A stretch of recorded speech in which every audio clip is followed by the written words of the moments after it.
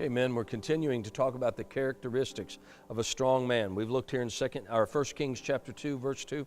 It says, David speaking to Solomon, said, I go the way of all the earth. Be strong, therefore, and prove yourself a man.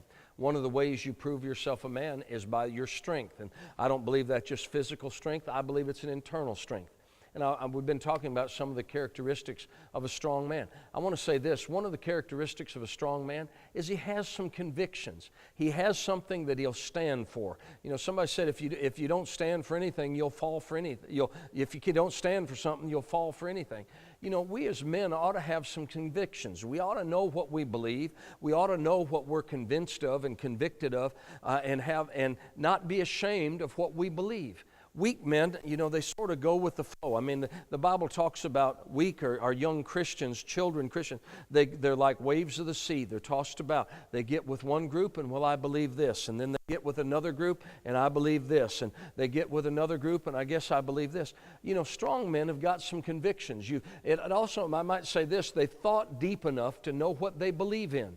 And they just, you know, when they don't sort of become like a chameleon, and when they get around a certain group, they look like them, and they get around another group, they look like that group. But, you know, a strong man has some convictions. They've thought some things through. If I could say, you know, I've got certain things, I've got convictions. I've got biblical convictions. I've got moral convictions.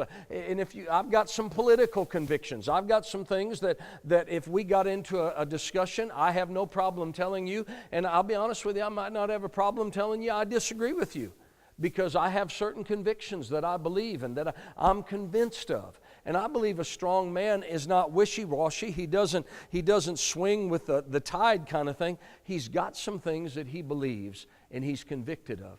And the challenge is a lot of men today, they don't think deep enough to really determine what their convictions are. I might challenge you, if you got any convictions, some things that you would stand for and maybe take pressure or take heat for.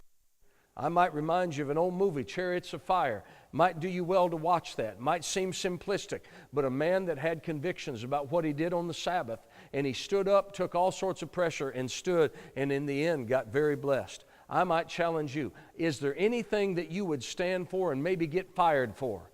Is there anything that you'll stand for and you'll take heat for it?